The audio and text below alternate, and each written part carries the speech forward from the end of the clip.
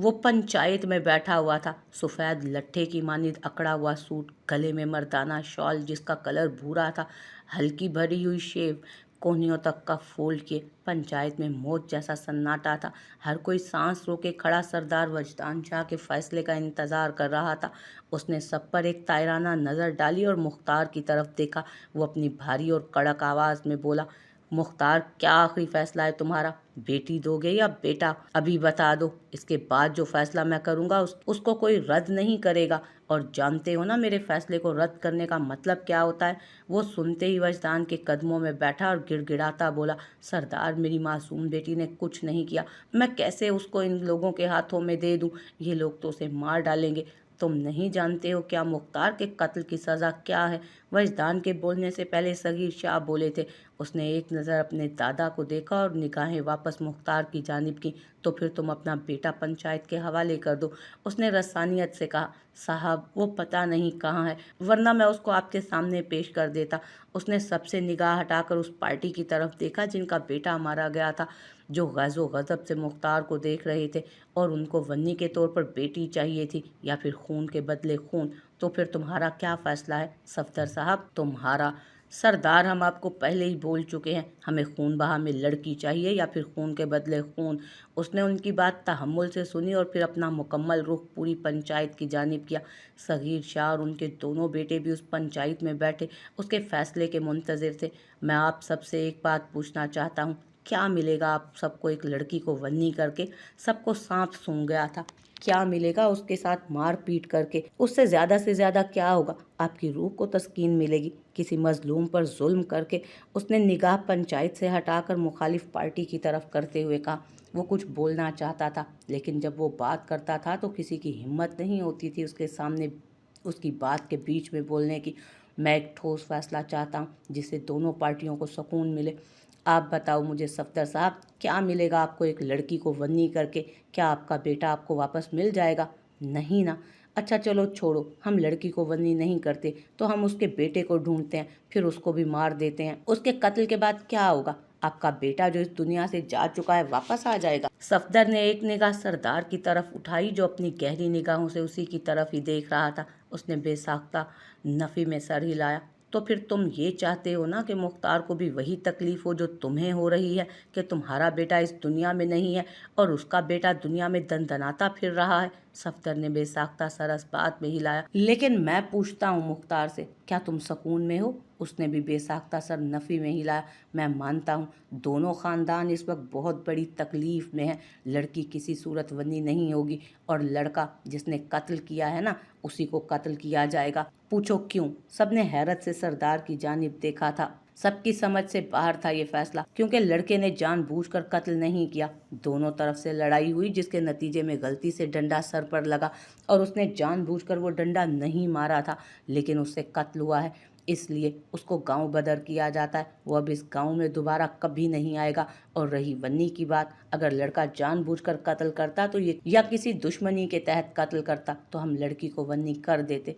सफदर साहब, जानता हूँ ये फैसला आपके हक में नहीं हुआ, लेकिन एक बार सोचना, ये फैसला आपके ही हक में हुआ है। ये बात थोड़ी गहराई से सुनना। अगर मैं वन्नी का फैसला देता हूँ, वो भी बिना कसूर किसी लड़की को, तो गुनाह मुझे मिलेगा कि मैंने अपनी रियाया में एक बेकसूर के साथ नाइंसाफ़ी की, एक बेकसूर को सज़ा की भेंट चढ़ा दिया। और अगर आप वन्नी करके लड़की ले जाते हैं, फिर उसके साथ वो सलूक करते हैं जो नहीं होना चाहिए, मार पीट करते हैं, गधे घोड़ों की तरह काम करवाते हैं, उस वक्त तो आपको सुकून मिलेगा, लेकिन आपको पता है कि आपकी आखिरत ख़राब हो जाएगी। अल्लाह भी मजलूम के साथ जुल्म नहीं देख सकता, सख्त अजाब देने वाला है वो। अगर आप कत्ल करते हैं मुख्तार के बेटे को, क्या उस चीज़ से आपका बेटा वापस आ जाएगा? नहीं। तो फिर? सफदर ने अपने सरदार की तरफ देखा जिसके चेहरे पर संजीदगी थी। उसने एक नज़र मुख्तार को देखा और बेसाख्ता निगाहें आसमान की जानिब की। खड़े हुए बुलंद आवाज़ में बोले, मुख्तार के बेटे को मैं माफ़ करता हूँ और अपना केस वापस लेता हूँ। अगर इसका बेटा गांव भी आना चाहे तो मुझे फ़र्क नहीं पड़ता।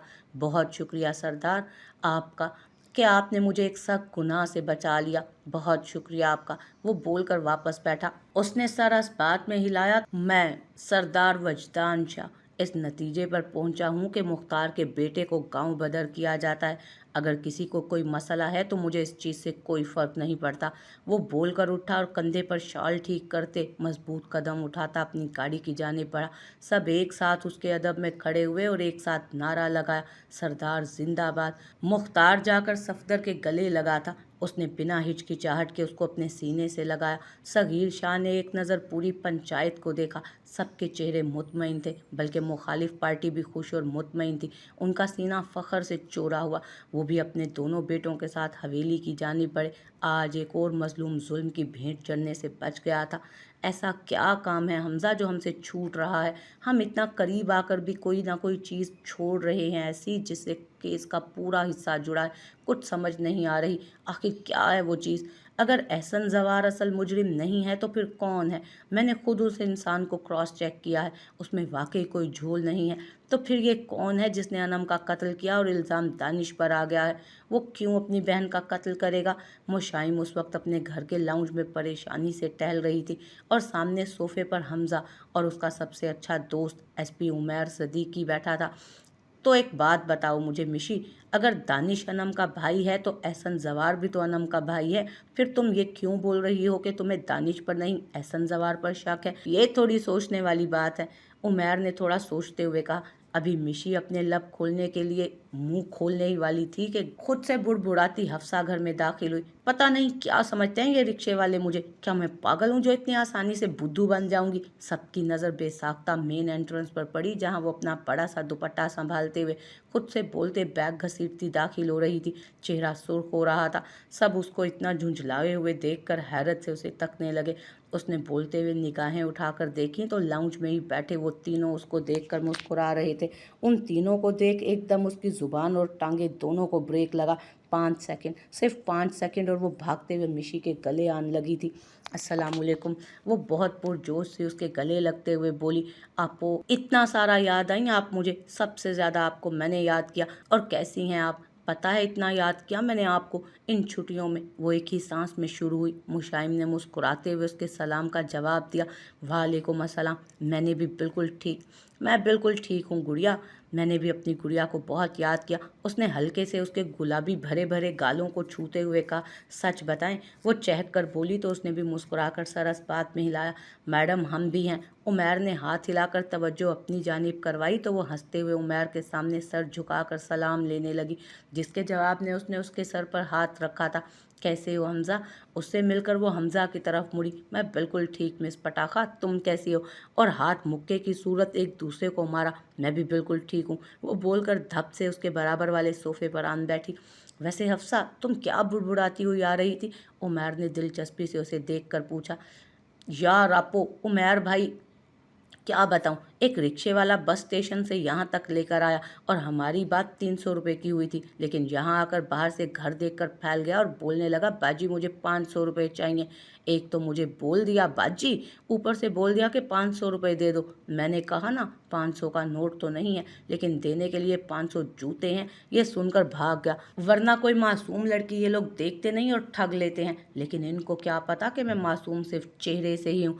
उसकी बात सुनकर हमजा और उमैर बेसाख्ता कहकहा लगा गए, जबकि मुशाइम ने सिर्फ मुस्कुराने पर इक्तफा किया। वैसे आपो आपने मुझे इतनी जल्दी, मतलब अभी तो छुट्टियों में 2-3 दिन बाकी थे ना, क्यों बुलवा लिया? उसने मुशाइम को देखते पूछा। और हाँ, उस सनम केस का क्या बना? उसकी वजह से ही तो तुम्हें बुलवाया है। अरे हाँ मिशी, उमैर का ध्यान भी उस तरफ गया। तो हम क्या बात कर रहे थे? उसकी तवज्जो भी उसने मबजूल करवाई थी उस जानिब। हाँ, तो मैं तुम लोगों को ये बता रही थी कि एहसन जवार भी अनम का भाई है और दानिश भी अनम का भाई है, लेकिन एहसन जवार अनम का सौतेला भाई है और दानिश सगा। और कोई भाई अपनी बहन को कभी नहीं मार सकता, इतना मैं यकीन से कह सकती हूँ। उसकी बात सुनकर तीनों ने उस बात में सर हिलाया। लेकिन उमैर, मेरी छठी हिस्स मुझे यही बोल रही है कि एहसन जवार में ही कोई झोल है। लेकिन मिशी, तुमने खुद उसको क्रॉस चेक किया है, मैंने भी किया, तो उसमें क्या झोल है? मेरी नज़र में वो क्लियर है, असल कल्प्रिट कोई और है। हमजा ने समझाते हुए कहा, नहीं हमजा, मैं सिर्फ एक बार उस एहसन जवार से मिली हूँ और मुझे पहली बार में ही उस पर शक हुआ था। तुम लोगों ने नोट किया हो या ना किया हो, लेकिन जब वो बात करता है तो मुतमईन रहता है। इतना मुतमईन कोई नहीं रहता। हर इंसान जो सच्चा भी हो थोड़ा बहुत हकलाता ज़रूर है। और मुझे अनम के शोहर पर भी शक है। आपो, मैं थोड़ा कंफ्यूज हो रही हूँ। आपको एहसन जवार पर भी शक है और अनम के शोहर पर भी। ये बात कुछ समझ नहीं आई। हफ्सा थोड़ा परेशान होकर बोली, पहले इनको बोल लेने दो। हमेशा ये लड़की चलती गाड़ी पर चढ़ जाती है। अल्लाह अल्लाह, क्या बनेगा इसका। हमजा ने माथा पीटते हुए कहा, तुमसे बात की है मैंने जो मेरे मुंह लग रहे हो? मैंने आपो से पूछा है। घूंचों की तरह खामोश रहा करो। वो नागवारियत से बोली, ओ मिस पटाखा, ये घूंचू किसको बोला है? मैं तुम्हें किस एंगल से घूंचू लग रहा हूँ? इतना हैंडसम लड़का घूंचू बोल रही है उसे? खुद को देखा है? बाउली बगोल। ओए, ये बाउली बगोल किसको बोला तुमने? तुम्हें ही बोला है। अजीब सी। अभी हफ्सा कुछ बोलती मुशाइम एकदम चिल्लाई, चुप, एकदम चुप, कोई आवाज़ नहीं, कोई आवाज़ नहीं चाहिए मुझे तुम दोनों की। कभी तो इंसान बनकर बैठ जाया करो, जहाँ देखो वहीं शुरू हो जाते हो। कभी तो मौका महल भी देख लिया करो। हर जगह महाभारत करना ज़रूरी नहीं होता है। और 1000 बार तुम लोगों को बोला है कि मेरे सामने इंसानों की तरह बिहेव किया करो। समझ नहीं आती तुम दोनों को? अब मेरे कानों तक आवाज़ ना आए तुम दोनों की, 2 मिनट लगाऊंगी दोनों को जॉब से निकालने में, फिर ढूंढते रहना जॉब। वो गुस्से से बोली तो दोनों इंसान बनकर बैठ गए। हाँ, तो मैं क्या बोल रही थी? वो वापस उमैर की तरफ मुतवज्जो हुई। मुझे उसके शोहर पर भी शक है, और वो इसलिए कि जब वो बात करता है ना, उसके चेहरे पर एक अलग ही खौफ होता है। उसका बात करने का तरीका भी बहुत अलग हो जाता है। और जब भी मैं दानिश से बात करती हूँ तो वो ना तो हकलाता है और ना ही डरता है, इतना मुतमईन होता है। मेरे पास सच्चाई तक पहुंचने के लिए एक प्लान है जिस पर काम तुम दोनों करोगे। उसने बात करते हमजा और हफ्सा को पॉइंट आउट किया। हम दोनों? तकरीबन एक साथ ही वो दोनों बोले थे। हाँ, तुम दोनों। क्या करना होगा हमें? हमजा ने पूछा। तुम दोनों मियाँ बीवी बनकर अनम के ससुराल जाओ। वहां जाकर कुछ इन्फॉर्मेशन कलेक्ट करो। मैं तुम लोगों के साथ यहाँ से ब्लूटूथ के जरिए कांटेक्ट में रहूंगी। लेकिन आपो, हम करेंगे क्या? कुछ नहीं करना है हमजा। गेट नॉक करेंगे और कुछ भी बहाना करके तुम दोनों अंदर दाखिल हो जाना। वहां पहुंचकर उनसे बातें करना, पूछना कौन कौन रहता है, आप कौन हो, कुछ भी, और उन्हीं बातों में कुछ ना कुछ अंदर की बातें निकालने की कोशिश करना। मुझे लगता है कुछ तो ऐसा ज़रूर हमारे हाथ लगेगा जिससे ये पूरी गुत्थी सुलझ जाएगी। एक बात बताओ। उमैर ने माथे पर बल डाले मुशाइम को मुखातिब किया, तुम क्या पागल हो गई हो? याद है जब तुमने पिछली बार इन दोनों को गर्लफ्रेंड बॉयफ्रेंड बनाकर भेजा था तो क्या तमाशा करके आए थे ये दोनों? वो केस हमारी वजह से ही सॉल्व हुआ था। दोनों तकरीबन चिल्लाते हुए एक साथ बोले। उमैर आईब्रो उचकाते साथ में बैठी मुशाइम ने भी हैरत से उनको देखा। हफ्सा की नज़र मुशाइम पर पड़ी तो एकदम गड़बड़ा कर बोली, वो तो सारी मेहनत आपकी थी, लेकिन आखिर का जो काम था अगर हम ना करते तो केस सॉल्व कैसे होता? उसने सरस बात में हिलाया। एक दफ़ा सोच लो मिशी, इनको भेज तो रही हो, कहीं लेने के देने ना पड़ जाएं। देखो यार, मुझसे ये दोनों फैमिली, अनम के मैके वाले और ससुराल वाले, दोनों मुझसे मिल चुके हैं और तुमसे भी पुलिस स्टेशन में भी मिल चुके हैं। हम, वरना मैं और तुम चले जाते, लेकिन अब हम नहीं जा सकते। इसलिए अगर कोई जा सकता है तो वो ये 2 नमूने ही हैं जिनसे अभी तक इनकी मुलाकात नहीं हुई है किसी की भी। इसलिए अब जो भी है ये दोनों ही हैं, और वैसे भी मैं इनसे ब्लूटूथ के ज़रिए कांटेक्ट में रहूँगी। परेशान मत हो तुम, सब कुछ हैंडल हो जाएगा। एसपी उमैर सिद्दीकी, वो मुस्कुराते हुए सामने सोफे पर बैठी और आगे के प्लान को तरतीब देने लगी। रात के खाने के बाद हवेली वाले सब अपने कमरों में आराम कर रहे थे। ऐसे में कोई एक था जो खामोशी से किचन में खड़ा इमली खाने में मसरूफ़ था, जबकि उसको इमली खाने से डॉक्टर ने सख्ती से मना किया था। फिर भी सहर सबसे निगाहें बचाकर किचन में इमली खाने में मगन थी। मुस्तजाब डेरे पर गया था। हवेली आया तो पानी पीने के लिए किचन का रुख किया। वहाँ पर दुनिया और माफिया से बेगाना सहर को मगन इमली खाते पाया। उसके हाथ में इमली देखकर उसकी तेवरी चढ़ी थी और किचन के गेट पर से ही वो धाड़ा, क्या हो रहा है और ये क्या कर रही हो तुम? उसकी सांस तक रुक गई थी। उसकी आवाज़ सुनकर सहर को महसूस हो रहा था कि टांगों से जान निकलती जा रही है। उसके हाथ अब बाकायदा कांपने लगे। अगर उसकी जगह बुर्राक, वजदान, मुस्तफ़ा कोई और होता ना तो उसको इतना खौफ महसूस नहीं होता, लेकिन यहाँ पर मुस्तजाब था, उसका जानी दुश्मन। उसको पता नहीं क्यों, लेकिन सहर से एक अलग ही चिढ़ थी, जबकि वो उसके निकाह में थी, लेकिन वो ये निकाह रखना नहीं चाहता था और उसको ख़त्म करने का बहुत जल्द इरादा भी रखता था। उसने कदम किचन की तरफ बढ़ाया। मुस्तजाब के कदमों की आवाज़ जैसे जैसे करीब हो रही थी, उसके दिल की धड़कन बेइंतहा तेज़ हो रही थी। वो उसके करीब कुछ कदम के फासले पर रुक गया। सहर, उसने अपनी मर्दाना भारी आवाज़ में कहा तो अब सहर गिरने को हुई। आंसू आंखों में बेसाख्ता आए। वो डरी सहमी पलटी और आंखें मीची हुई थी उसने, और हाथ पीछे छुपाए हुए थे। हाथ में क्या है? आगे करो हाथ।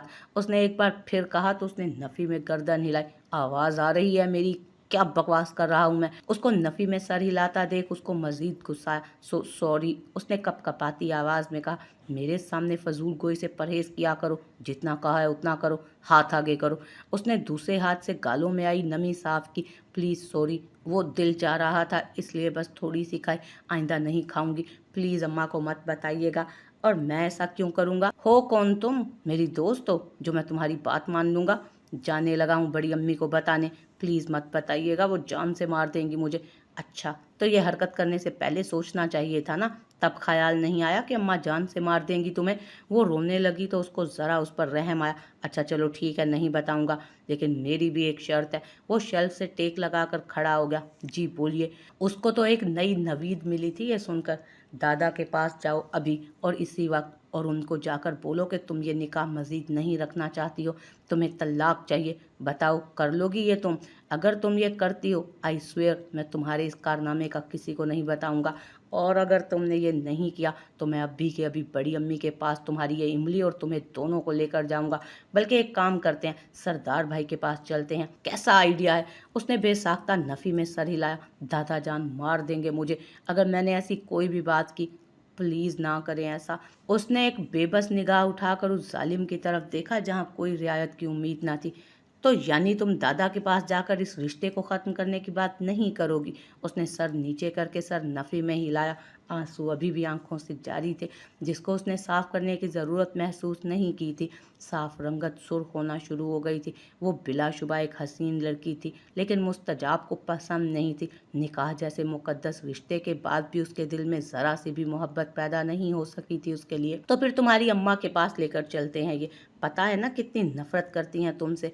और अगर एक दफ़ा मैंने तुम्हारे इस करतूत के बारे में उनको बता दिया तो तुम्हारे साथ क्या होगा जानती भी हो? सारी रात बड़ी ताई तुम्हें सर्दी में बाहर लॉन में सुलाएंगी। क्या इरादा है बता दो। उसने तड़प कर उस जल्लाद को देखा जो सीने पर हाथ बांधे उसकी सांसें छीनने के दर पे था। प्लीज़ ऐसा मत करें, मैं आइंदा कभी भी ये नहीं खाऊंगी। उसने बोलकर झट से डस्टबिन में वो इमली फेंकी। मुस्तजाब ने एक नज़र सहर को देखा जो उसके खौफ से तकरीबन कांप रही थी, फिर एक नज़र इमली को देखा जिसको उसने फेंक दिया था। आइंदा के बाद अगर तुमने ये हरकत की ना तो वो हशर करवाऊंगा तुम्हारा जिसकी कोई हद नहीं होगी। आई समझ? मुझे मुस्तफ़ा भाई मत समझना कि तुम्हें ऐसे ही हर छोटी गलती पर छोड़ देते हैं। मैं मुस्तजाब हूँ, इंसान की बोटी बोटी जिस्म से नोच लेता हूँ, और मुझे कोई फ़र्क नहीं पड़ता कि सामने वाला तड़प रहा है, मर जाए। I don't care. मुस्तफ़ा भाई तुम्हारे साथ इसलिए भी रियायत करते हैं कि वो तुम्हारे रज़ाई भाई हैं, लेकिन मैं मुस्तजाब हूँ। मेरे दिल में ना रहम है ना तुम हो, इसलिए जितनी जल्दी हो सके अपनी अम्मा या भाई से बात करो, इस निकाह जैसे ढोल को मेरे गले से निकलवाओ। मैं तुम्हें वार्न कर रहा हूँ, अगर तुम मेरी ज़िंदगी में शामिल हुई ना सहर, तुम्हारी ज़िंदगी जहन्नुम से भी बदतर कर दूंगा। ये बात अपने दिमाग में बिठा लो। वो बोलकर सीधा अपने कमरे में चला गया था और पीछे वो घुटनों के बल बैठकर रोने लगी। सहर एक ऐसी लड़की थी जो इंतहा की मासूम थी। उसकी जब कोई गलती होती भी नहीं थी तब भी सब उसी को ही कसूरवार ठहरा देते। सब में सिर्फ उसकी अम्मा, फुफ्फो, नूरे और मुस्तजाब ही शामिल थे, बाकी सब तो फिर उसके साथ अच्छे थे। लेकिन ये जो लोग उसके पीछे हाथ धोकर पड़ गए थे ना, उन लोगों ने एक जीती जागती इंसान को डिप्रेशन में डाल रखा था। वो एक मोमी गुड़िया थी जिसके साथ उसकी अपनी माँ इतना बुरा सलूक करती थी क्योंकि वो एक लड़की थी। उसकी पैदाइश के वक्त उनकी 2 औलादें हुई थी, एक बेटा और एक बेटी। बेटा तो नहीं बच पाया था लेकिन बेटी बच गई थी। वो उसको मनहूस कहती थी कि उसके आते उनका बेटा इस दुनिया में नहीं रहा, जिसकी वजह से वो बेहद सख्ती करती थी उसके साथ। बेवजह रोक टोक की वजह से हवेली कर नहीं कैद खाना थी उसके लिए। वो आगे पढ़ना चाहती थी, कुछ बनना चाहती थी, लेकिन उसकी अम्मा ने उसे मैट्रिक तक भी बहुत मुश्किल से पढ़ने दिया था। और अगर उससे बेइंतहा कोई मोहब्बत करता था तो वो मुस्तफ़ा था। उसकी बड़ी ख्वाहिश थी अपनी अम्मा की तरह कि उनके कोई बहन हो, इसलिए वो सहर से बहुत प्यार करता था। बुर्राक और वजदान भी उससे प्यार करते, लेकिन जो बात मुस्तफ़ा में थी वो उन दोनों में नहीं थी। मुस्तफ़ा ने मुस्तजाब को तमस्खर से किचन से निकलते देखा, इसलिए एक दफ़ा बस चेक करने गया कि वो जो सोच रहा है वो ना हो। लेकिन किचन में घुटनों में मुंह दिए सहर को रोते देखा तो पल में उसके पास पहुंचा और उसके करीब घुटनों के बल बैठ गया। उसके सर पर शफकत भरा हाथ रखा। क्या हुआ है सहर बच्चे, क्यों इतना रोया जा रहा है? उसके इतने नरमी पर कहने पर उसने सर उठाया और सामने मुस्तफ़ा को देखते उसके सीने से लगी वो आहिस्ता आहिस्ता रोने लगी। वो आहिस्ता आहिस्ता उसके सर पर हाथ फेरने लगा और उसको राम करने की कोशिश करने लगा। अच्छा बताओ क्या बोला है मुस्तजाब ने? अभी उसकी खिंचाई करता हूँ, उसने प्यार से पूछा तो वो और शिद्दत से रोने लगी। भाई मैंने कुछ नहीं किया है, वो बार बार तलाक की बात क्यों करते हैं? मैं कैसे लाला या दादा से बोलूं कि मुझे उनसे तलाक चाहिए? उसने सर उठाकर बेबसी से मुस्तफ़ा की जानिब देखते हुए कहा। उसने फिर वही बकवास की है। मुस्तफ़ा के माथे पर बल पड़े थे। सहर ने उसकी बात सुनकर सरस बात में हिलाया। अच्छा तुम उठो और कमरे में जाओ, आराम करो, मैं देखता हूँ उस पागल इंसान को जिसका दिमाग कुछ ज़्यादा ही ख़राब हो रहा है। अभी दो लगाऊंगा ना तो सारी अकल ठिकाने आ जाएगी। उसने उसका हाथ पकड़कर उसे खड़ा किया और उसके साथ ही किचन से बाहर निकला और उसके कमरे के पास पहुंचकर बोला, तुम परेशान मत हो, तुम्हारा लाला है ना, सब देख लेगा। उस मुस्तजाब को भी और दादा को भी। तुम जाओ और मेरी जान आराम करो, ठीक है? उसने सुनकर सरस बात में हिलाया और अपने कमरे में चली गई। मुस्तफ़ा ने एक गहरी सांस ली और एक नज़र मुस्तजाब के कमरे को देखा, फिर सुबह बात करने का सोचता अपने कमरे की जानिब बढ़ गया। मुस्तफ़ा शाह वाहिद ऐसी शख्सियत थी हवेली में जो सबसे ठंडे मिजाज का इंसान था। पूरी हवेली में ऐसा था जिसके सीने में दिल और इंसानियत दोनों मौजूद थे, जो सहर को बिल्कुल अपनी बहनों की तरह प्रोटेक्ट करता था। वजदान का जिगरी दोस्त और बुराक का बड़ा भाई, सहर का सबसे पसंदीदा लाला, मुस्तजाब का बाप और नूरे को तंग करने वाला कज़न। उससे हवेली में एक अलग ही रौनक थी। जब जब वो शहर जाता हवेली एकदम वीरान हो जाती। वो सबसे अलग इंसान था। उसकी पहचान ही यही थी कि वो शाह होकर एक नर्म दिल का मालिक था। बाकी सब की तरह नहीं, खासकर अपने भाई मुस्तजाब की तरह तो बिल्कुल भी नहीं था वो।